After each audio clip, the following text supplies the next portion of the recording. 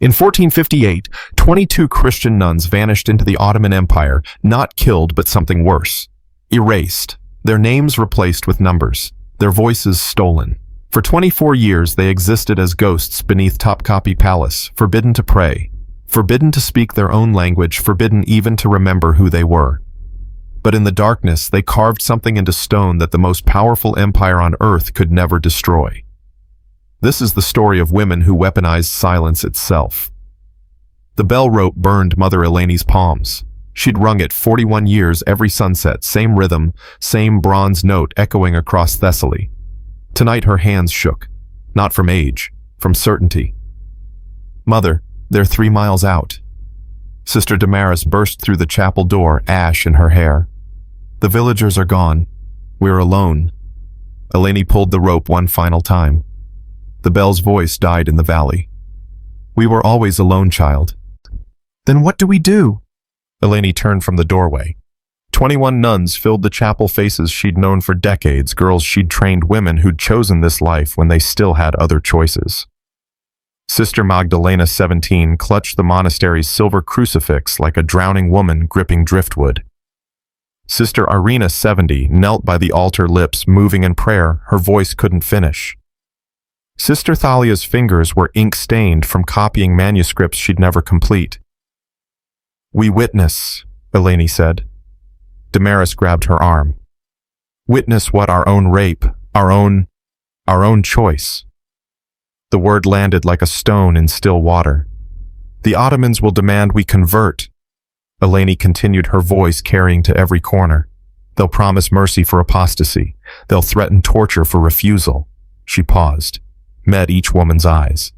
"I will not tell you what to choose. Your soul is yours alone. But understand this: faith proven in comfort proves nothing. Faith proven when everything is stripped away except the choice itself." She didn't finish. The gates exploded inward, not opened, annihilated. 12-foot oak doors 6 inches thick splintered under the battering ram. Ottoman soldiers poured through like floodwater torches, high-curved swords drawn. Their boots shattered the monastery's silence, the sacred quiet these women had protected for 400 years. "On your knees." The commander's scar ran from eye to jaw, a souvenir from Constantinople's fall. Mehmet Ağa had burned 17 churches that week alone. This was assignment number 18. What stopped him was the sound. Not screaming, singing. Agnus Dei qui tollis peccata mundi. The nuns had formed a circle, hands clasped, voices rising in Latin that hadn't been heard in Ottoman territory for 5 years. The Lamb of God. A funeral mass for themselves. Mehmet had expected begging. He got defiance wrapped in devotion. He grabbed Sister Magdalena by her veil, yanked her head back. The crucifix clattered on stone. The singing stopped. "I said kneel." Magdalena's eyes went wide, 17 years old, never touched by violence, never felt a man's grip on her throat. Her breath came in gasps. Her body froze between terror and training. Eleni stepped forward. "Take me." "You're the abbess." "I am." Mehmet released Magdalena. She collapsed, coughing. "Then you understand the Sultan's mercy. Convert to the true faith, live as servants in his household. Fed, protected, alive." His smile was cold mathematics. "Refuse, and you learn new definitions of suffering." "We chose suffering the day we took vows." For one heartbeat, Mehmet's expression shifted. Confusion, maybe respect. He'd interrogated hundreds. Most begged, bargained, cried for their mothers. This old woman looked at him like he was a child who'd failed to understand the lesson. He turned to his men. "Burn it. Chain them all." The nuns didn't resist. Eleni had calculated this in seconds. Resistance meant dead soldiers. Dead soldiers meant reprisals. Reprisals meant torture that served no purpose except cruelty. Survival wasn't victory, but extinction wasn't martyrdom either. They needed to stay alive long enough to understand what God wanted from this. As iron collars locked around their necks, flames consumed the chapel. 400-year-old frescoes of the Virgin Mary blackened and cracked. Hand-copied gospels turned to ash. Magdalena's silver crucifix warped in the heat, its Christ figure melting into abstract silver. Before the gates, Eleni turned back, looked at her burning life, and smiled.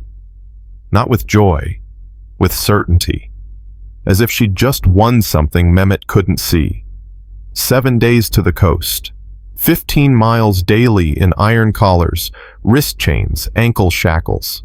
22 women linked like cargo walking through a landscape stripped of Christian memory.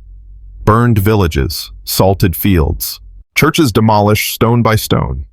On the third night, Sister Irina collapsed. 70 years old, fever bright, her lips cracked and bleeding. The guards didn't care. They kept walking. The chain dragged her forward, her knees scraping dirt until Damaris and Talia caught her weight between them. "Leave her," the rear guard said in Turkish. "She's dead weight." Damaris didn't speak Turkish, but she understood the tone. She locked eyes with him, this man half her age, his hand on his sword, and shook her head. A single gesture. No. The guard's hand tightened on his hilt. Orders were orders. Stragglers slowed the column. Slowing the column meant arriving late. Arriving late meant flogging. But something in Damaris's eyes stopped him. Not pleading, not fear, just flat refusal, like she'd rather die than let go. He looked away first, kept walking. That night, camped in a ravine, the guards ate roasted lamb while the prisoners got stale bread and water. One guard, a boy maybe 19, stood watch. His name was Yusuf, Serbian by birth, Muslim by force. He'd been taken 2 years ago, trained to forget his mother's language, his father's prayers, his sister's face. He watched the nuns. They weren't praying, just staring at stars. Sister Damaris noticed him, made eye contact, nodded toward the bread ration, then to Irina, shivering on the ground. A request for the dying woman. Yusuf understood. He also understood that extra rations meant flogging. He brought the bread anyway. Damaris whispered 2 words in Greek, "Efcharisto poli." "Thank you." Yusuf flinched. Greek was forbidden, but he didn't report her. Instead, he whispered in broken Serbian, "I was Christian before. Before. They said God would kill me if I didn't convert. They said Christ was weak. They said..." His voice cracked. "I wanted to live." Damaris held his gaze. 3 seconds. 5. Then spoke 2 words that would haunt him forever. "So did Judas." The words hit like a blade between ribs. Yusuf stumbled backward, his face draining white, his hands shaking.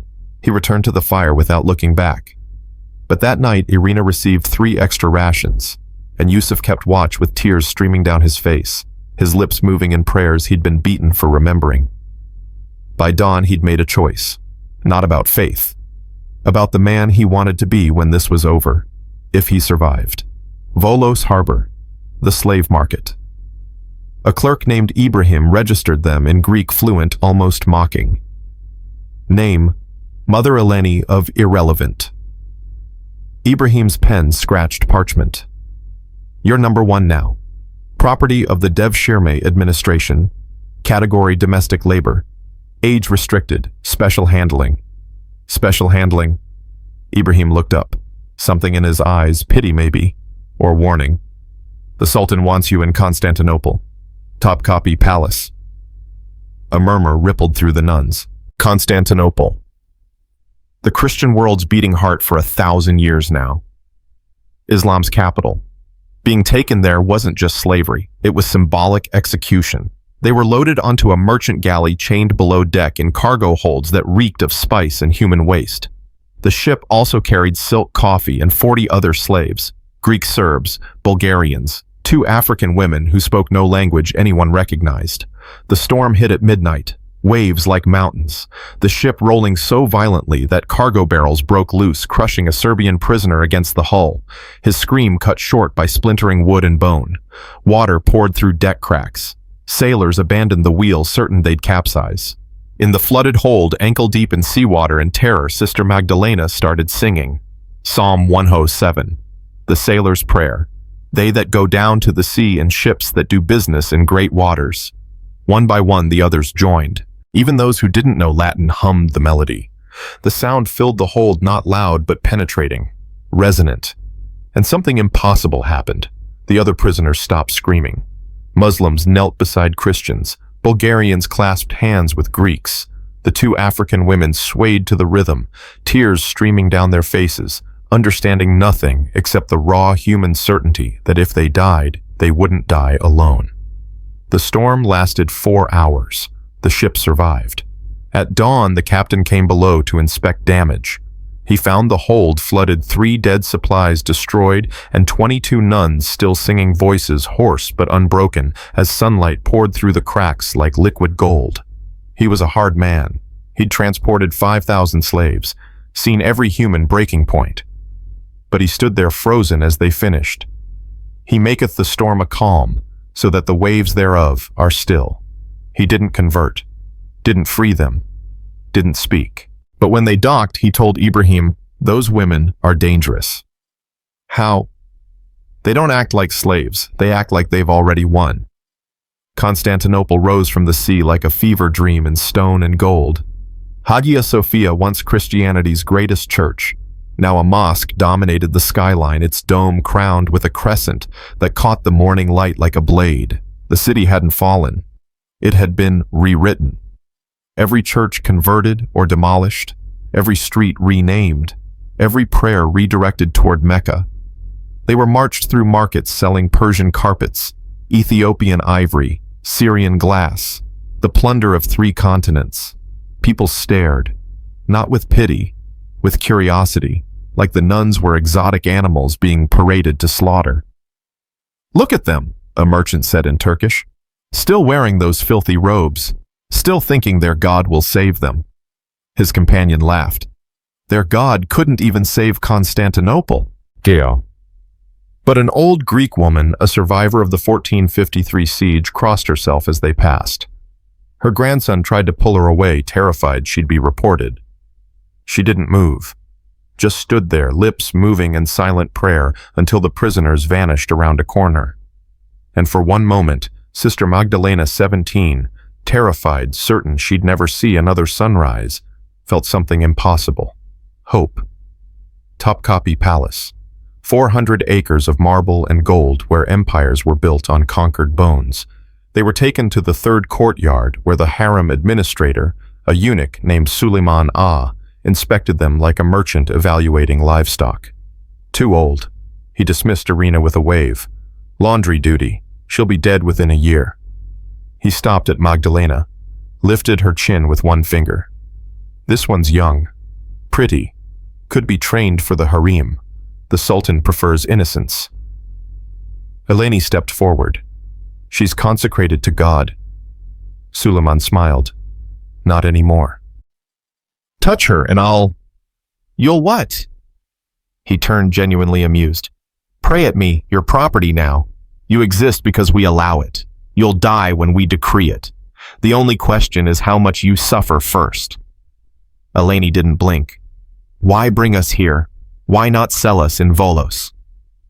The smile faded. Suleiman studied this exhausted old woman in chains who dared interrogate him. The Sultan wants to make an example. Not through execution that makes martyrs. Not through conversion that makes propaganda. He leaned close. He wants to erase you. Strip away your names, your language, your prayers, your memories, until even you forget who you were. That's not possible. We'll see. He gestured to the guards. Holding cells, strip them, burn those robes, give them servant tunics, no crosses, no beads, no Latin. They speak Turkish or they don't speak. Names become numbers. Disobedience means solitary confinement in the cisterns. Repeat offenses. He paused. Creative instruction. The iron door opened onto descending stairs. Darkness below. Torchlight flickering on wet stone. As they were led down, Magdalena looked back at Eleni, her eyes wide with the kind of terror that precedes either breaking or transformation. Eleni mouthed 3 words. Witness. Endure. Testify. The door slammed. Metal on stone. Final as a coffin lid. And in that darkness, Sister Magdalena pressed her thumbnail into the wall and began to carve. One line, then another. The shape of a cross taking form in stone. Crude, desperate, invisible in the black. Above them, the Ottoman Empire stretched from Vienna to the Indian Ocean. Below them, the cisterns held water for 1 million people. Around them, marble halls housed the richest treasury on earth. But here, in this forgotten cell beneath the palace, 22 women were building something no empire could conquer. An altar made of silence. Faith carved into stone. Testimony written with bleeding fingernails. The Ottomans thought they'd captured prisoners.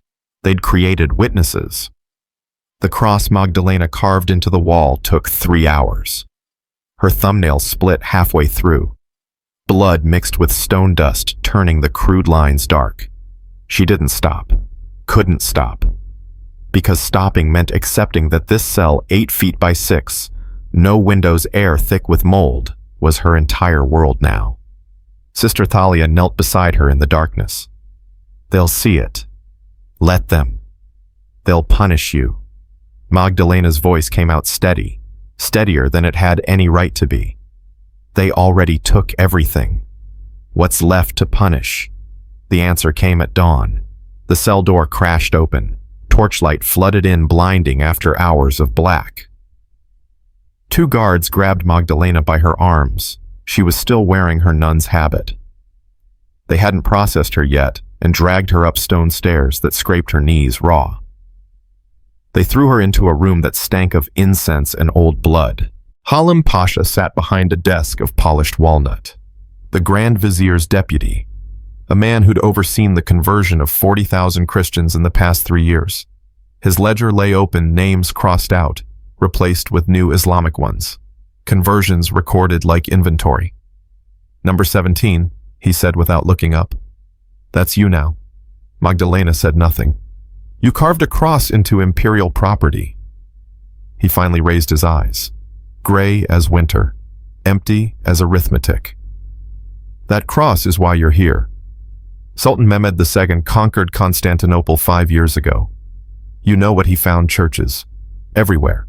Symbols of a dead empire carved into every surface. It took us 3 years to erase them all." He stood, walked around the desk. "And now you a slave, a prisoner, nothing you dare carve them back. Still." Magdalena said nothing. Pasha's hand moved faster than thought. The slap cracked across her face, spinning her head sideways. Her lips split. Blood filled her mouth. The metallic taste mixed with something else. Fear, yes, but also a strange, distant clarity. "Speak." She spit blood on his floor. "What would you have me say?" "I renounce Christ. I accept Allah. I submit." Each word clipped. Precise. 3 sentences. Say them and you'll serve in the kitchens. Refuse and you'll learn what the cisterns do to women who cling to dead gods. Magdalena looked at him. Really looked. Saw a man who'd probably started as someone's son. Someone who'd laughed as a child. Someone who'd maybe even prayed once before power taught him that mercy was weakness and faith was currency. "If your God needs a slave's forced words to prove he's real," she said quietly, "then he's not God. He's just another master." The silence that followed was absolute. Pasha's face didn't change, didn't need to. He'd heard defiance before, crushed it before. This was procedure. The cisterns, he told the guards, solitary, 3 days, no food, water only if she begs.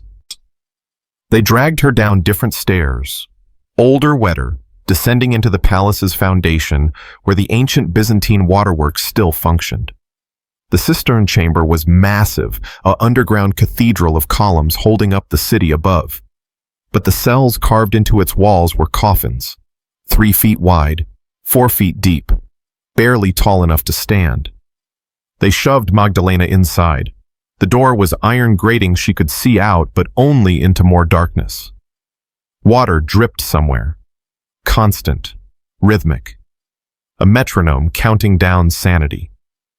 3 days, the guard said. If you're lucky, the rats only bite once. The lock clicked. Footsteps faded. And Magdalena was alone with the dark and the dripping and the growing certainty that she'd just made a choice she couldn't unmake. She pressed her forehead against the cold iron, whispered the only prayer she had left. If you're listening, I need to know this matters." The darkness didn't answer. It never does. But what happened next would prove that silence isn't absence. Sometimes silence is just God holding his breath, waiting to see what you'll do when he doesn't intervene. In the cell above, the other nuns learned Magdalena's fate from Sister Damaris, who'd overheard the guards talking. 3 days in the cisterns, she whispered, solitary, no food. Eleni's face remained still as stone, but her hands clasped in her lap tightened until the knuckles went white. For carving a cross. For refusing to erase it. 21 women sat in the darkness of their shared cell, each processing this information differently. Sister Irina prayed silently, her lips moving without sound. Sister Talia stared at the wall where Magdalena had carved her defiant cross, now covered by the guards' palms smeared with mud to hide it. 2 younger nuns, Sisters Anna and Maria, both from Corfu, held each other and cried. But Sister Damaris didn't cry. She stood, walked to the cell door, and did something that would change everything. She began to sing. Not the Agnus Dei this time. Something older. A Byzantine hymn from the 9th century, from when Constantinople was still the Christian world's beating heart. Phos Ilaron, Phos Hilaron, O gladsome light. Her voice carried through the iron grating down the corridor into other cells, where other prisoners, Muslims, Christians, Jews, pagans, all stopped to listen. Because suffering has no religion, and hope, when it appears in hell, speaks every language. One by one, the other nuns joined her, 21 voices rising in ancient Greek, harmonizing in a space designed to break them. Within minutes, a guard arrived. Silence. They kept singing. I said silence, or you'll all. Eleni stood, walked to the grating, looked the guard in the eyes. You'll what? Put us in the cisterns. There's only one solitary cell. You can't punish all of us. So either kill us now or let us sing. The guard's hand went to his sword, but he hesitated, because orders were orders. But executing 21 women without authorization meant explaining it to Halim Pasha, and Pasha didn't like unauthorized decisions. The guard left, the singing continued, and down in the cisterns Magdalena heard it, faint, distant, but unmistakable. Her sisters singing the hymn they'd sung every Easter for 400 years. She pressed her face against the iron grating and wept. Not from despair, from something harder to name, the knowledge that she wasn't alone, that her choice, stupid, suicidal, completely irrational, had meant something after all. Faith isn't believing God will save you.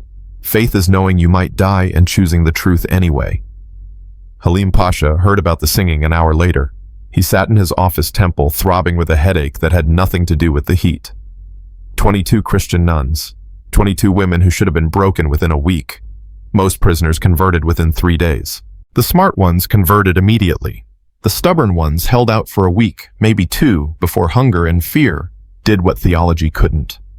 But these women, these damned, impossible women, they sang. He'd ordered them stripped of their habits. They sang in servant tunics. He'd forbidden them Latin. They sang in Greek. He'd isolated one, starved her, locked her in the dark, and her sisters sang louder. Bring me the abbess, he told his assistant.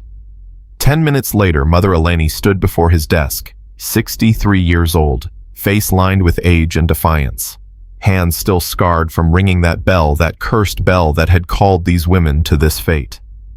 You're making this harder than it needs to be, Pasha said. Am I? The Sultan's mercy is generous. Convert and you'll serve in the kitchens. Honorable work. You'll eat, sleep, live. You might even see your families again someday. You burned our families. Pasha paused. Not all of them. It was a lie, a strategic one. Hope was a lever, and he knew how to pull it.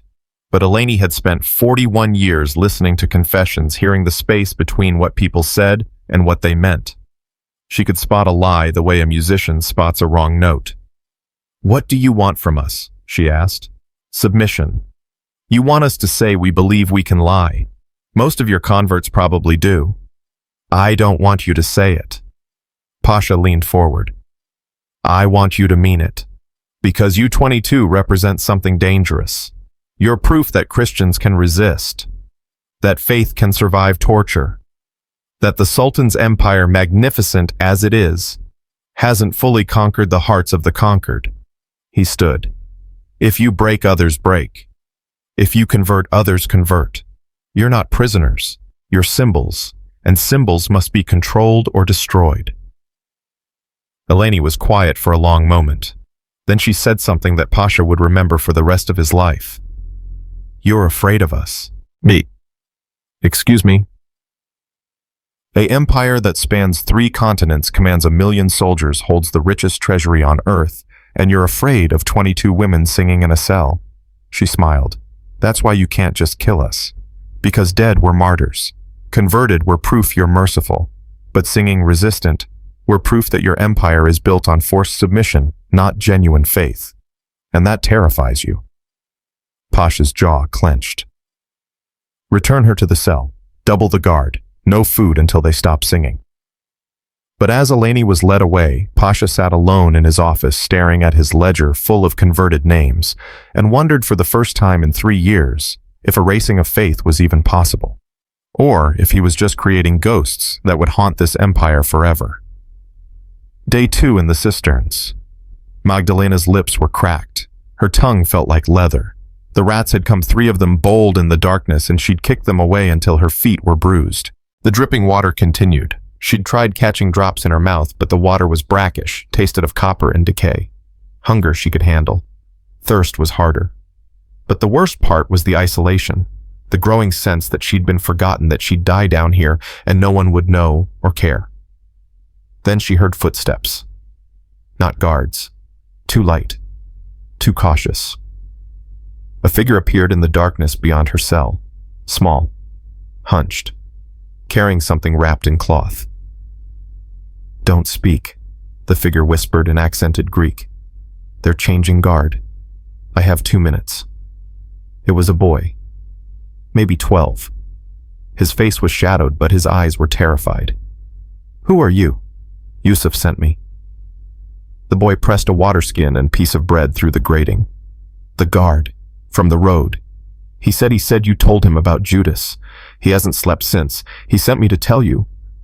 The boy swallowed hard. He's asking for forgiveness. Magdalena took the water skin with shaking hands. Drank.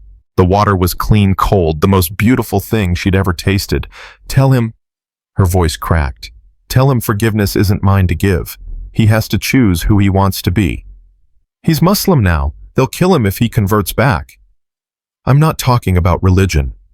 Magdalena broke the bread, ate half, wrapped the rest carefully. I'm talking about whether he can look at himself in a mirror. Religion is what others demand. Conscience is what you demand of yourself. The boy nodded slowly, like he was memorizing the words. Then he vanished into the darkness as quickly as he'd appeared. Magdalena sat in her cell, holding the water skin, and felt something shift inside her chest. Not hope exactly. Something harder, more dangerous. Purpose. She'd thought her faith was about believing the right things, saying the right prayers, following the right rules. But sitting in this hole, starving and forgotten, she understood something new. Faith wasn't about God saving you. Faith was about becoming the kind of person worth saving, about choosing human dignity even when it cost everything, about carving crosses into walls when empires told you to forget. On the 3rd day, they released her. She could barely walk. Her legs had cramped from standing in that narrow space. Her eyes couldn't adjust to the torchlight. But when the guards dragged her back to the shared cell and threw her inside, 21 women rushed to catch her before she hit the floor. You're alive, Sister Talia breathed. Barely, Magdalena whispered. Then with more strength, but I didn't break. Eleni knelt beside her, pressed her forehead to Magdalena's. You're stronger than you know, child. No. Magdalena's eyes found hers in the dim light. I'm exactly as strong as you taught me to be. And in that moment, the cell door opened again. Halim Pasha stood in the doorway, backlit by corridor torches, his face unreadable. I've decided, he said quietly, that you 22 are too valuable to waste in cells. Starting tomorrow, you'll work, laundry, kitchens, cleaning the harem quarters. You'll serve the very women whose faith replaced yours. You'll wash the feet of those who worship the God you refuse to accept." He paused. "And every day, you'll be reminded that your God, if he exists, has abandoned you to this fate." He turned to leave. But Eleni's voice stopped him. "You still don't understand." Pasha looked back. "Our God doesn't promise rescue," Eleni said. "He promises we're not alone in the suffering. That's the difference between your faith and ours. You believe submission brings reward. We believe faithfulness has value even when it brings nothing but pain. Then you're fools. Perhaps. But we're fools who can still sleep at night." The door slammed. The lock turned. And 22 women sat in darkness, knowing that tomorrow they'd be servants in an empire that wanted to erase them. But tonight, they had each other. And that was enough. Magdalena reached out, touched the wall where her cross was still buried under mud, traced the hidden lines with her finger. And she knew with terrible clarity that this wasn't the end of their resistance. It was just the beginning. Because an empire can take your freedom, can take your name, can take your body and your voice and your home. But it cannot take the choices you make when no one is watching. The prayers you whisper when prayer is forbidden. The symbols you carve when symbols are erased. The Ottomans thought they'd turned these women into servants. They'd created something far more dangerous. They'd created witnesses who had nothing left to lose and everything to prove.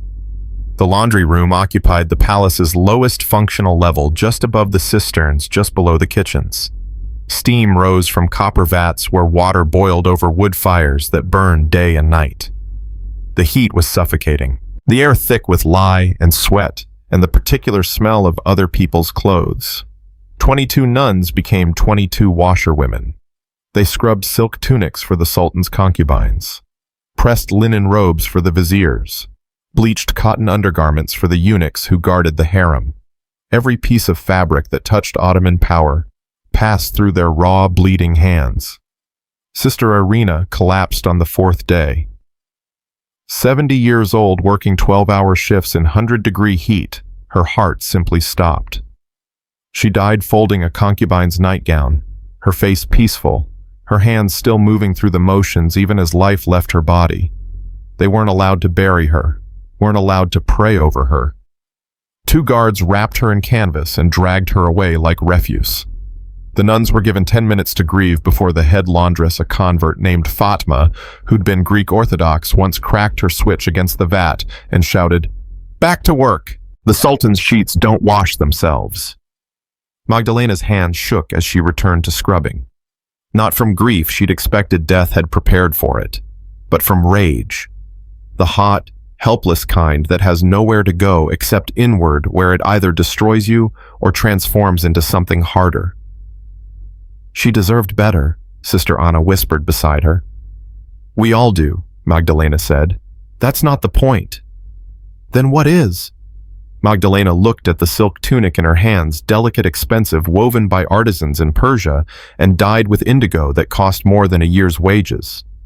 She scrubbed it clean, wrung it out, hung it to dry with care that bordered on reverence. "The point is, they want us to forget who we are. Every day we remember is a day we win." But remembering was harder than it sounded. Because the Ottoman system wasn't designed to break you quickly, it was designed to erode you slowly. To make you forget your name by answering to a number. To forget your language by speaking only Turkish. To forget your faith by serving those who'd replaced it. The historical record is clear on this. The Ottoman devshirme system, documented extensively in the Topkapi Palace archives, converted an estimated 60,000 Christian children between 1450 and 1550. Not through violence, through education opportunity, and the simple human need to belong. Give a child a new name, a new language, a new God, and within 10 years, the old ones become fairy tales they barely remember. The nuns were older, harder to reshape. But the empire was patient. By the 2nd month, 2 of the younger sisters, Anna and Maria from Corfu, accepted conversion. Not dramatically, not publicly, They just stopped resisting when the imam came to teach Quranic verses during the evening meal. Started bowing toward Mecca when the call to prayer echoed through the palace. Took new names, Aisha and Maryam, and were transferred to the kitchens where the work was easier and the overseers kinder. The night they left, Eleni said nothing, just stared at the space where they'd slept, her face carved from granite. "You're not angry?" Damaris asked. "Angry at what? Two girls who chose survival. They betrayed. They chose differently than we did." Eleni's voice was flat. "That's their right, their soul, their consequence. We can't judge them without understanding their fear." But Magdalena could see it in Eleni's eyes, the calculation. 22 had become 20. How many more before the silent choir had no voices left? That night, Magdalena couldn't sleep. The cell was too hot, too crowded with grief and doubt. She lay on the stone floor, listening to the breathing of 19 other women, and felt the terrible weight of a question she couldn't answer. Was faithfulness just stubbornness by another name? She must have dozed because she woke to Sister Talia shaking her shoulder. "Come with me, quickly." "What?" "Just come." They moved through the dark corridor, Thalia leading Magdalena, following, both of them terrified that a guard would appear and demand to know why they weren't in their cell. But Thalia seemed to know exactly where she was going, turning corners with certainty, descending a staircase that Magdalena had never seen before. At the bottom, Thalia stopped at a stone wall, ran her hands along the surface, found something a seam and pushed. The wall section swung inward on hidden hinges. Byzantine engineering forgotten for 70 years, still functional. "How did you?" "I was a scholar," Thalia said. "I copied manuscripts about Constantinople's construction. The Byzantines built secret passages everywhere, escape routes for emperors, smuggling tunnels for supplies. The Ottomans know about most of them, but not all." She pulled Magdalena inside. "Not this one." The space beyond was small, maybe 10 feet by 12. An old storage room, judging by the empty shelves. But it had been abandoned so long that even the dust was dusty. No footprints, no signs of recent use. "It's perfect," Thalia breathed. "For what?" Thalia turned her eyes bright in the darkness. "For remembering." Over the next 3 weeks, the hidden room became something Ottoman records would never acknowledge, but archaeological evidence would later confirm a secret chapel carved beneath the empire's seat of power. The nuns worked in shifts. During laundry duty, one would palm a candle stub. During kitchen work, another would pocket a handful of flour to mix with water for makeshift communion bread. During evening cleaning, someone would steal a rag to use as an altar cloth. Sister Damaris, who'd been a weaver before taking vows, unraveled threads from her own tunic and braided them into a cross. Not silver like the one they'd lost. Just cotton thread dyed with brick dust to make it red. But when she hung it on the wall, it transformed the space. They had no Bible, no prayer book, no liturgy. But they had memory. Sister Thalia, the scholar, could recite entire Gospels by heart. 30 years of copying manuscripts had burned the words into her brain. Each night she'd whisper verses while the others listened, their lips moving silently, committing the words to memory so that if Thalia died, the scripture wouldn't die with her. Magdalena carved symbols into the walls. Not crosses this time, those were too obvious if someone discovered the room. Instead, she carved fish, the ancient Christian symbol from the Roman catacombs when believers met in secret and spoke in code. Ichthys, the Greek acronym for Jesus Christ, God's Son, Savior. A symbol so old the Ottomans had forgotten what it meant. But creating the chapel wasn't the remarkable part. What was remarkable, what would echo through history in ways they'd never see, was what they did next. They opened it to others. It started with Yusuf, the guard who'd given bread to Sister Irina on the road, who'd sent water to Magdalena in the cisterns, who'd been haunted by 2 words, "So did Judas," for 3 months, until he could barely sleep. He found Damaris during her evening cleaning shift, stood in the doorway of an empty corridor, his face gray with exhaustion or guilt or both. "I need to confess," he said in Serbian, his first language, the one they'd beaten him for speaking. Damaris stopped sweeping, looked at him, this boy who'd been stolen from his family, forced to convert, made into a weapon against his own people. "I'm not a priest," she said gently. "I know, but you're the only one who might understand." His voice cracked. "I dream about my mother. Every night. She's calling my real name David, and I can't answer. I've forgotten how to say it. They took my name, and I let them, and now I can't even remember who I was before I was Yusuf." Damaris set down her broom, crossed the corridor, placed her hand on his shoulder, forbidden contact touch that could get them both flogged, and said, "Your name is David, son of someone who loved you, brother to someone who misses you, child of a God who never forgot you, even if you forgot him." She squeezed his shoulder. "And you're standing here speaking Serbian, confessing doubt, which means you haven't forgotten who you are. You've just been afraid to remember." Yusuf David broke, tears streaming down his face, shoulders shaking, whispering prayers in Serbian that he'd been forbidden to speak for 2 years. "Come with me," Damaris said. She led him to the hidden chapel, showed him the thread cross, the flour paste communion bread, the fish symbols carved into stone, introduced him to faith that survived in secret in darkness, in defiance of the empire that thought it had erased everything. And David knelt before that makeshift altar and wept like a child finding his way home. Within a month, the chapel had 12 regular visitors. Not just Christians, though most were, but also 2 Jewish prisoners who'd been forced to convert, who found in this hidden room a space where they could whisper Hebrew prayers without fear. A Serbian blacksmith who'd been enslaved after his village burned. A Greek cook who'd watched her church become a mosque and had nowhere else to mourn. They called it the room below, never spoke of it above a whisper, never brought more than 2 people at a time to avoid suspicion. They had no set schedule, just whispered meetings passed along times, a network of the broken finding strength in shared secrecy. But secrets in a palace have a way of spreading like smoke through cracks.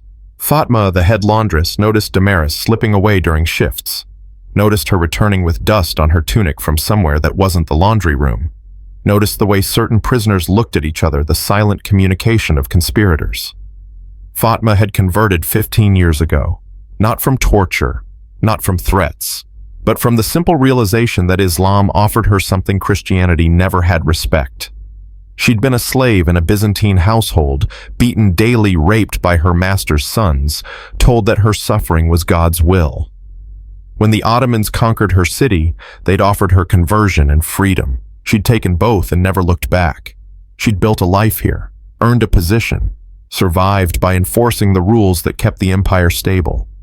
And she knew with the cold certainty of someone who'd made impossible choices that what Damaris was doing was suicide. She cornered Magdalena in the drying room where sheets hung like ghosts on rope lines. "Whatever you're doing," Fatma said in Greek, "stop. I don't know what you...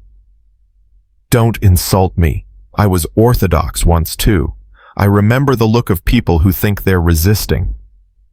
She grabbed Magdalena's wrist, hard. "You think you're heroes, martyrs, but you're just kindling waiting to burn. And when they discover you, and they will, you won't die clean. You'll die screaming. And they'll use your suffering to break every other prisoner in this palace." Magdalena met her eyes. "Is that what you tell yourself, that we're the ones who'll cause suffering, not the empire that enslaves us?" "The empire doesn't care about your slavery. It cares about your submission. Give them that and you survive. Refuse and you're just ash with a story no one will remember." "You remember." Magdalena pulled her wrist free. "That's why you're angry.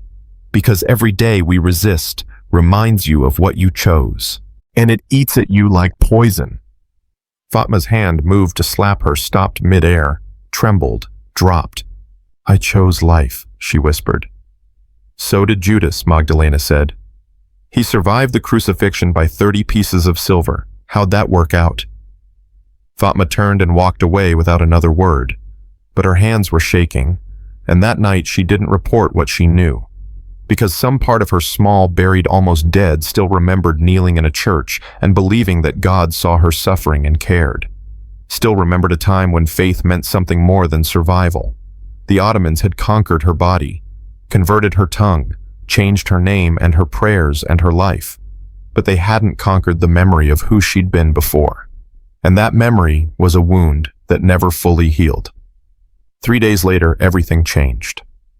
The nuns were in the laundry room when the palace erupted in chaos.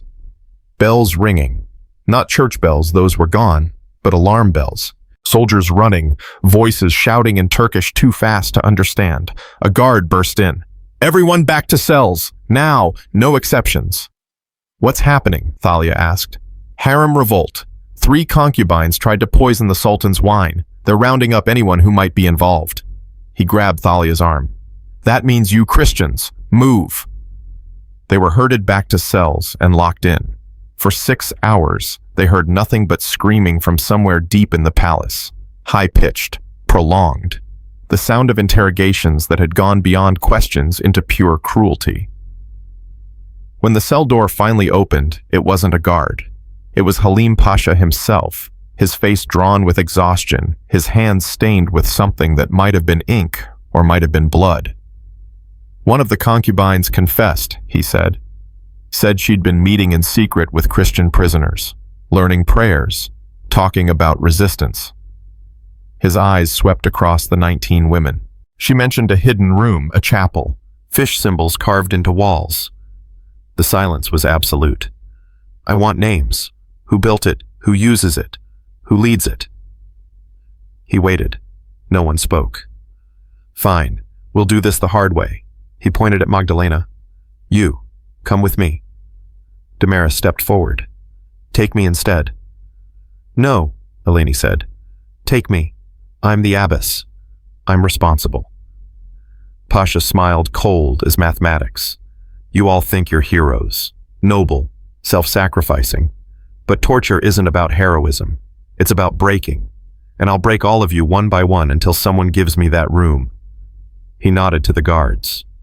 They grabbed Magdalena, who didn't fight, didn't scream, just looked back at her sisters with eyes that said everything words couldn't, and dragged her into the corridor.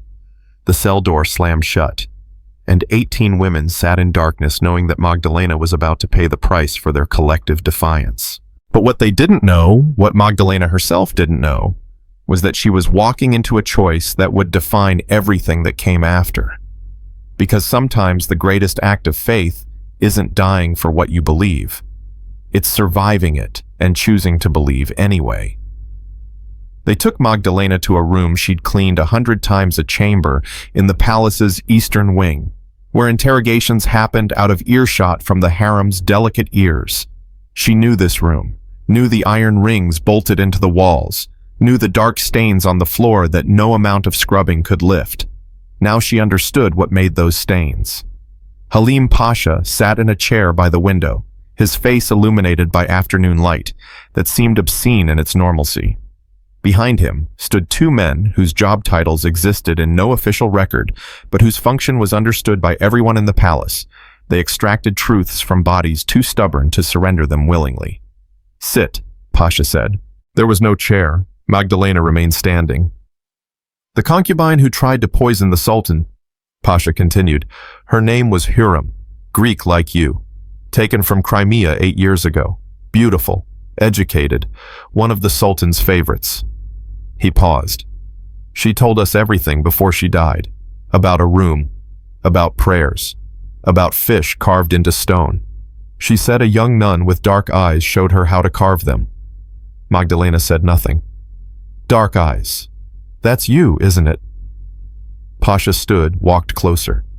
"Here's what I don't understand. Hürrem had everything comfort status the Sultan's favor.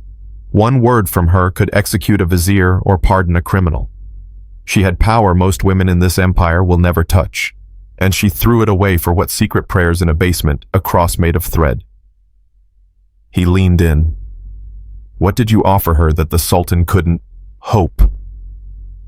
The word hung in the air like a blade. "Hope," Pasha repeated slowly. "Hope for what? Rescue Constantinople's reconstruction Christian armies sailing to free you." He laughed, bitter, exhausted. "There are no armies coming. The Pope abandoned you years ago. Your emperors are dead. Your churches are mosques.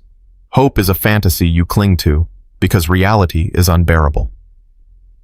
"Maybe," Magdalena said.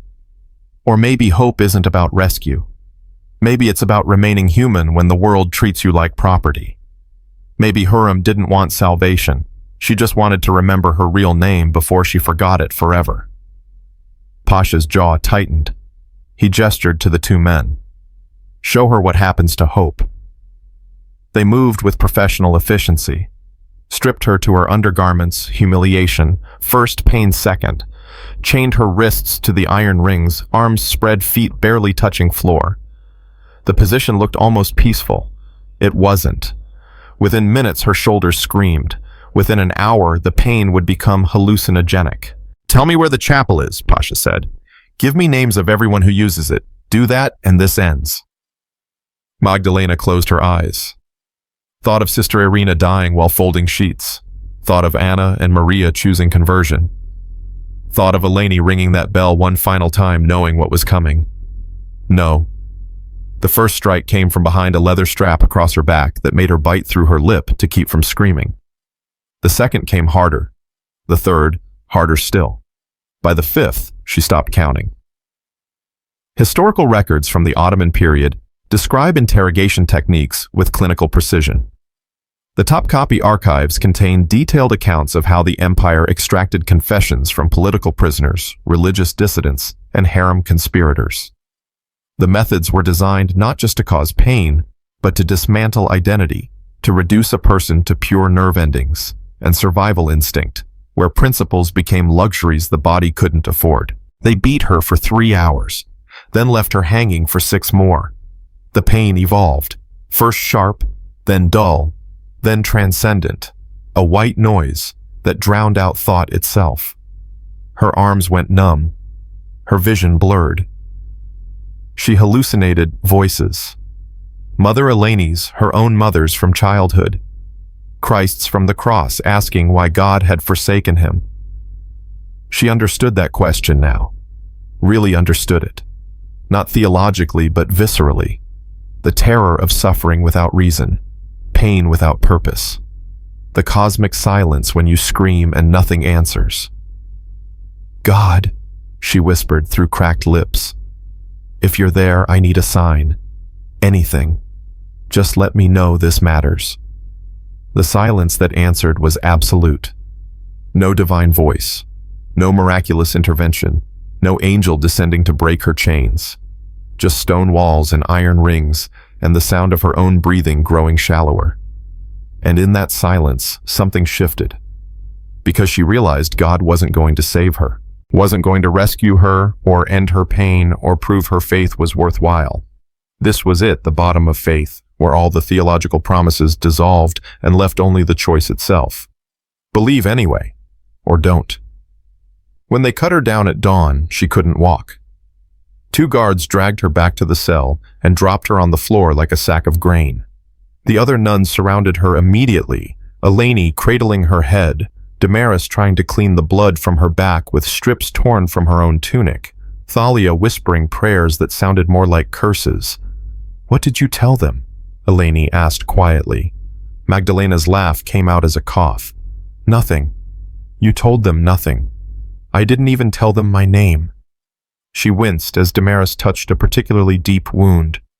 They wanted names, locations, confessions. I gave them silence. All night. Just silence. Damaris stopped cleaning. Why? Because Magdalena struggled to breathe.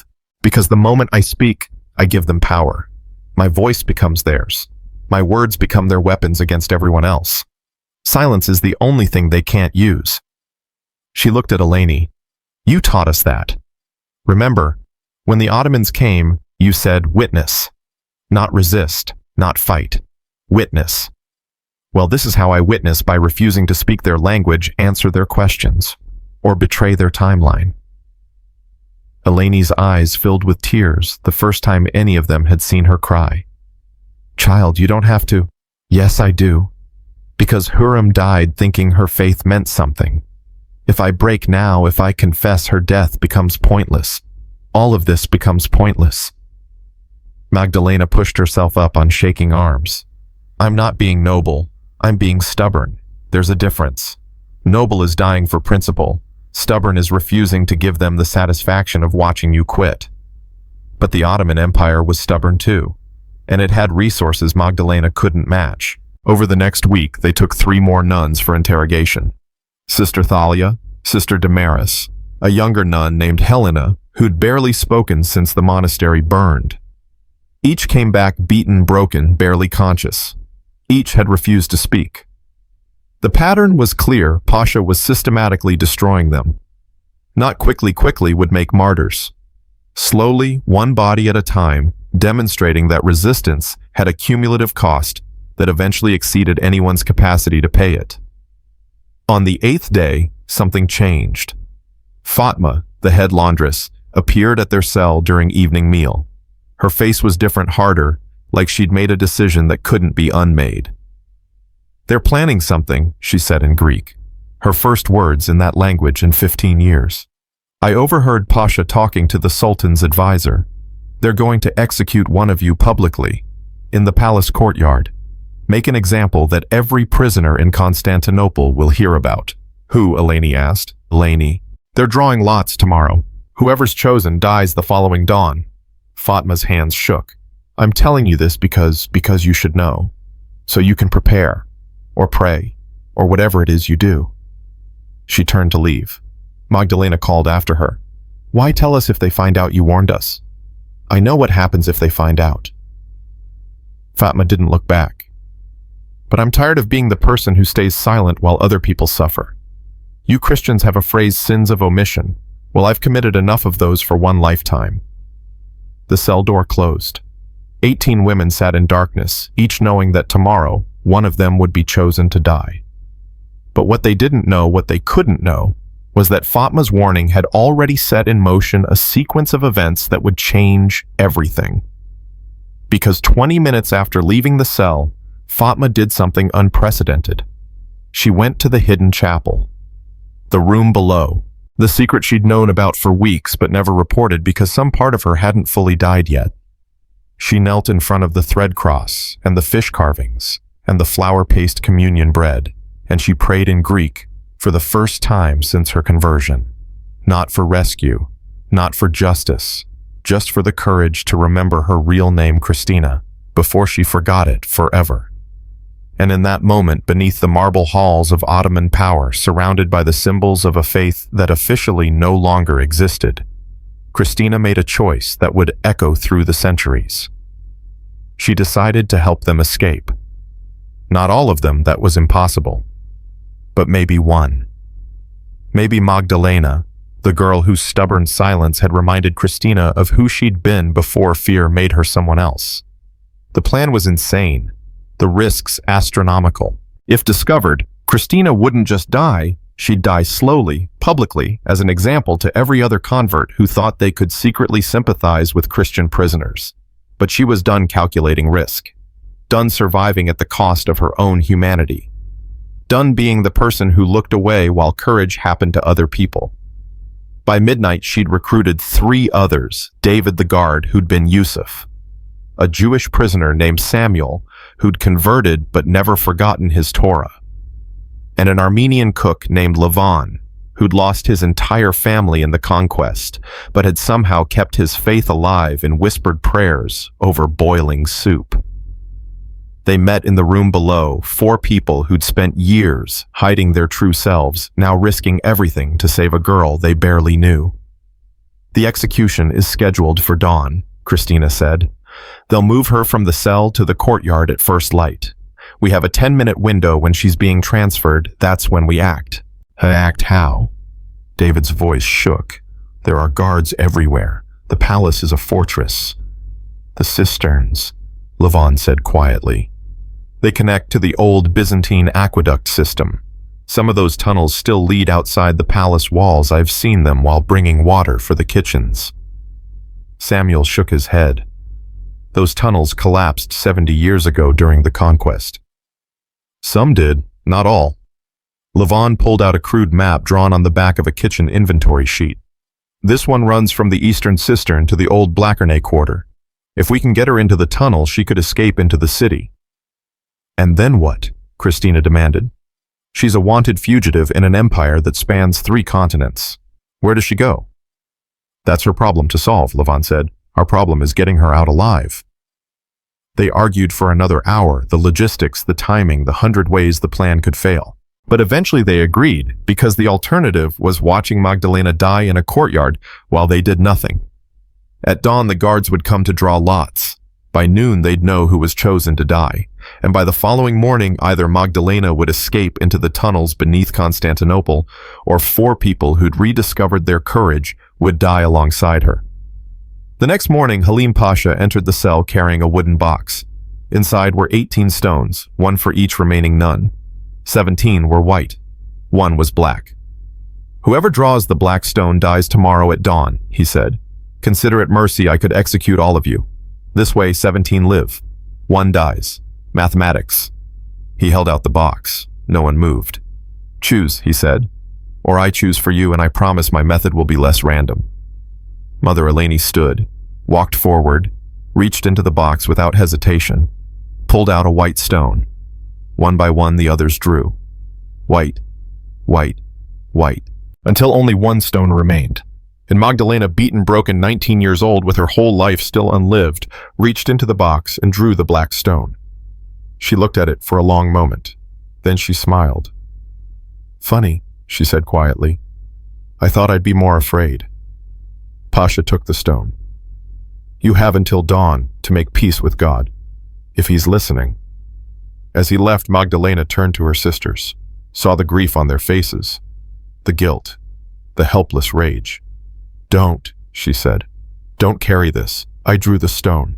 My consequence. My choice." But Eleni grabbed her shoulders. "Child, you don't have to." "I know, but I'm going to."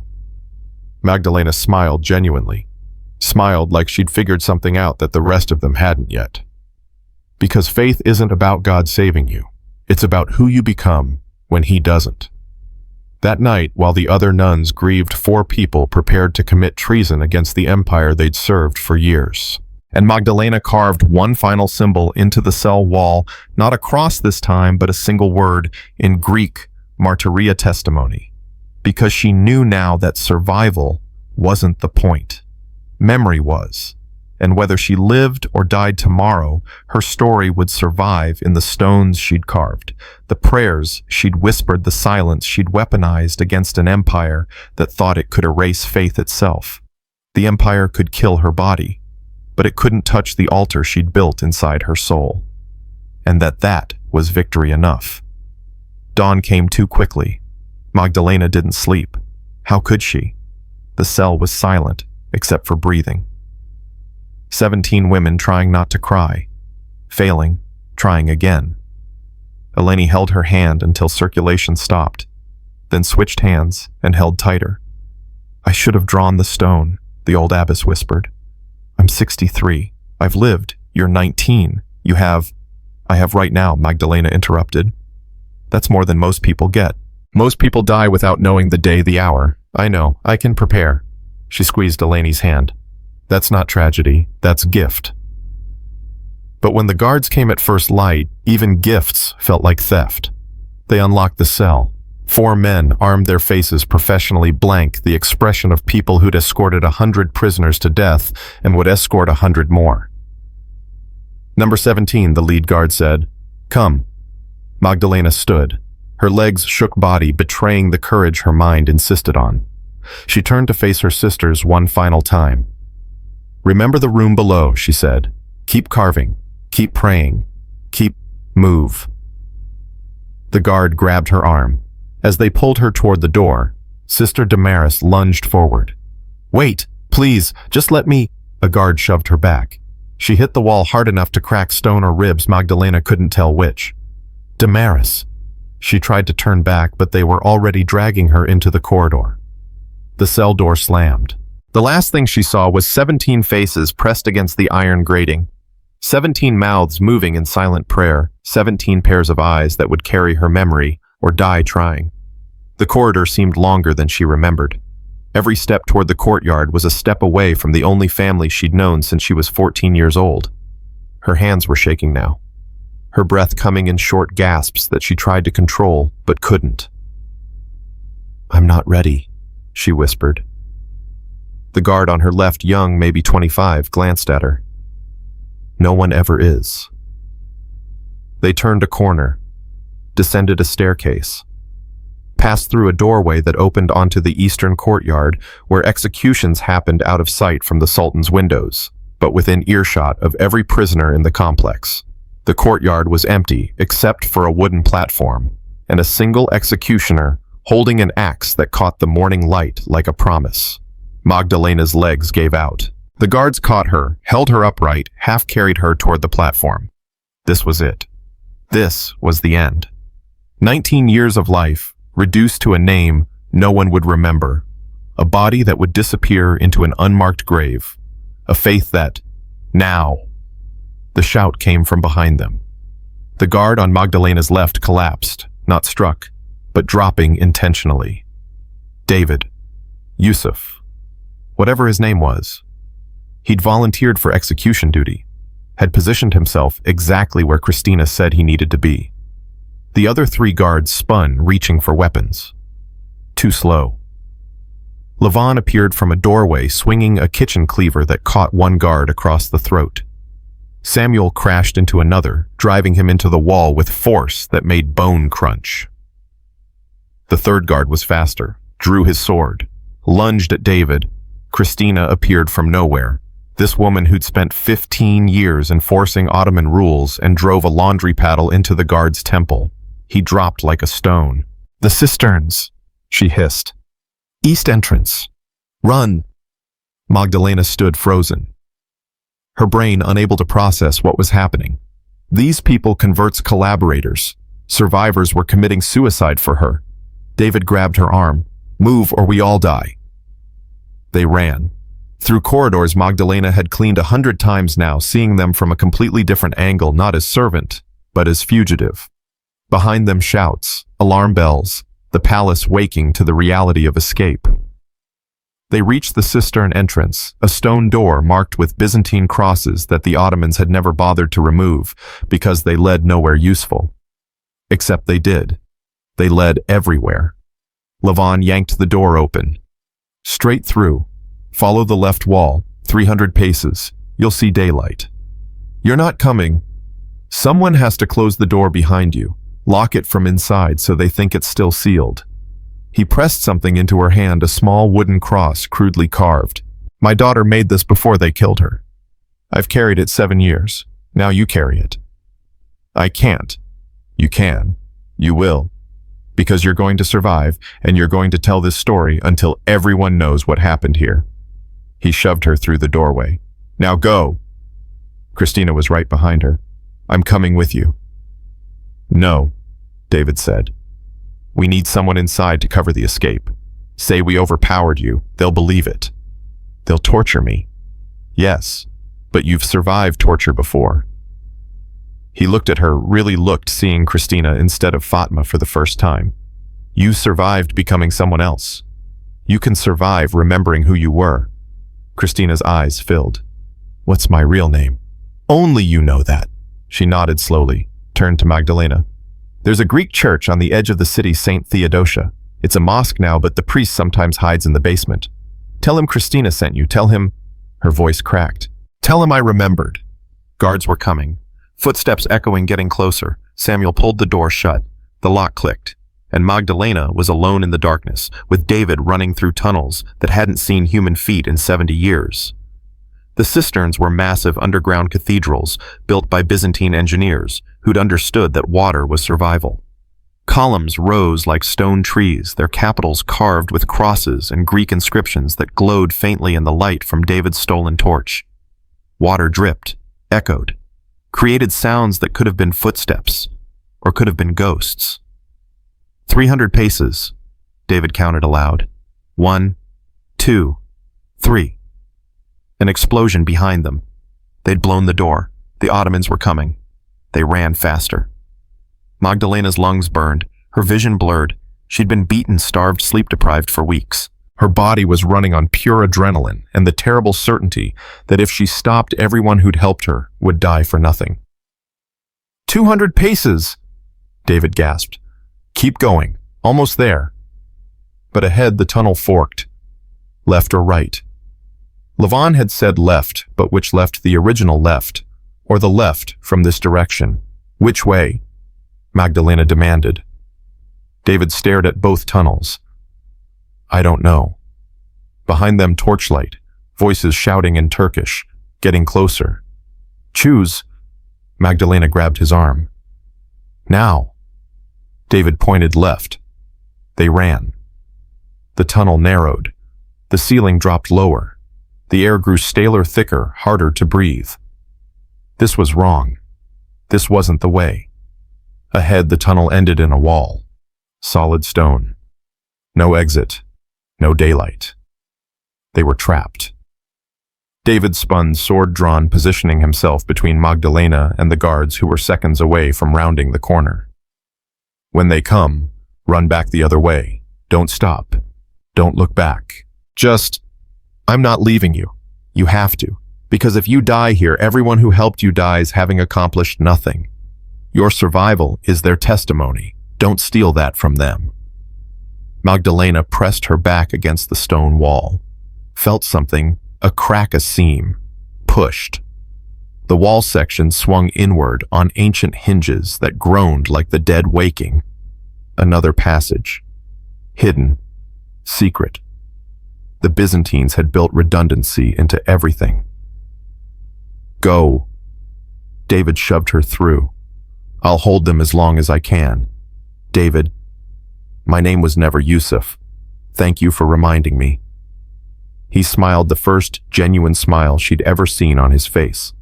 Then he pulled the wall section closed behind her, sealing himself in the tunnel with the approaching guards. The last thing Magdalena heard was his voice shouting in Serbian, My name is David, son of Mark Christian. Then steel on steel. A scream. Silence.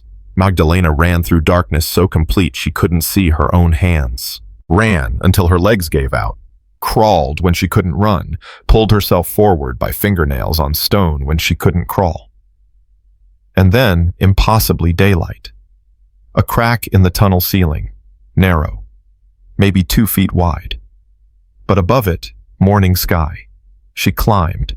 Scraped skin off her knees and elbows. Pulled herself through the crack like being born a second time. Emerged in an alley in the old Blackernay quarter surrounded by the ruins of Byzantine houses that the Ottomans had never bothered to rebuild. She was free. She was alive. She was help me. The voice came from a doorway. Christina collapsed against the frame, her face gray with blood loss. They'd tortured her after all. Of course they had. But she'd escaped somehow. Crawled here somehow. Survived somehow. Magdalena dragged her into the ruins. Pressed torn fabric against the wounds. Hold on. Please hold on. I'll find help. No time. Christina's breathing was shallow. Listen. The room below. The chapel. They found it. Destroyed it. Arrested everyone who'd been seen there. Samuel Levon, 12 others. They're going to execute them tomorrow. Public. Make an example. Then you have to survive. Christina grabbed her wrist with surprising strength. That's all that matters now. You survive. You tell this story. You make sure the world knows we existed. That we resisted. She coughed, blood on her lips. That we remembered our names. What was your name, your real name? Christina smiled. Christina, daughter of Helena, believer in... Her eyes closed. Her hand went slack. Magdalena held her as she died. Held her and wept and whispered prayers over a woman who'd spent 15 years being someone else, before finally, in her last moments, becoming herself again. The historical record is murky on what happened next. Ottoman archives mention the execution of 15 Christian conspirators in 1460, but provide no details beyond dates and charges. Byzantine survivors' accounts collected decades later by Greek Orthodox historians speak of a young woman who escaped the palace and spent years traveling through secret Christian communities, telling stories of resistance keeping names alive that the empire tried to erase. Some accounts say she died in 1482 when Sultan Mehmed II ordered a final purge of Christian prisoners. Others claim she lived into old age hidden by monks on Mount Athos, still carving fish symbols into walls and whispering prayers in Latin that younger generations barely remembered. The truth is simpler and more complicated. Magdalena survived. For how long, we don't know. But she survived long enough to leave testimony carved into stone. In 1927, archaeologists excavating beneath Topkapi Palace discovered a hidden chamber, the room below. On its walls, they found hundreds of symbols, crosses, fish, names in Greek and Latin, and one inscription repeated 17 times in different hands, martyria testimony. Below it, a single phrase in Latin, lux in tenebris lucet, the light shines in darkness. And at the bottom, scratched deep enough to survive 5 centuries, a list of names: Eleni, Damaris, Thalia, Irina, Magdalena, Anna, Maria, Helena, 22 names, 22 women who refused to let an empire erase them. The archaeologists photographed everything before Ottoman authorities sealed the chamber again. Those photographs vanished during World War II. But copies survived, preserved by Greek Orthodox churches, protected by people who understood that some testimonies matter too much to let history swallow them. Today, there's a small plaque in Istanbul's Archaeological Museum. Most tourists walk past it, but if you stop and read, you'll find a brief mention. Christian prisoners, 15th century, evidence of resistance. 22 words for 22 women. Not enough. Never enough. But enough to prove they existed. Enough to prove they mattered. Enough to prove that faith carved into stone outlasts empires built on conquest. The Ottoman Empire collapsed in 1922. Its palaces became museums. Its archives became history. Its power became memory. But in those archives, in those stones, in those hidden chambers beneath marble halls, the testimony survived. 22 women who sang when they should have screamed, who carved crosses when crosses were forbidden, who chose silence over surrender and suffering, over apostasy and death, over forgetting their own names. They didn't overthrow an empire. They didn't spark a revolution. They didn't change the political landscape or alter the course of history. They did something harder. They remained human when humanity was outlawed. They kept faith when faith was forbidden. They carved testimony into stone when testimony was a death sentence. And centuries later, when archaeologists broke through walls and found those fish symbols, those Greek names, those Latin prayers, they found proof of something empires can never destroy: the human soul's capacity to resist, to remember, to testify, not with armies, not with politics, not with violence, but with stubborn, persistent, unforgettable witness. So here's what I'm asking: if you believe their names deserve to survive, share this story. Write a name in the comments: Eleni, Magdalena, Christina, any of them. Because every time someone speaks their names, every time someone remembers their testimony, every time someone refuses to let history erase them, they win. Not against the Ottoman Empire. That's long gone. Against silence itself. Against forgetting. Against the lie that suffering without witness is suffering without meaning. Their voices were stolen. Their bodies were broken. Their names were almost erased. But the stones remember. And now so do you. Lux in tenebris lucet. The light shines in darkness. And the darkness, no matter how powerful, how vast, how seemingly eternal, has never overcome it.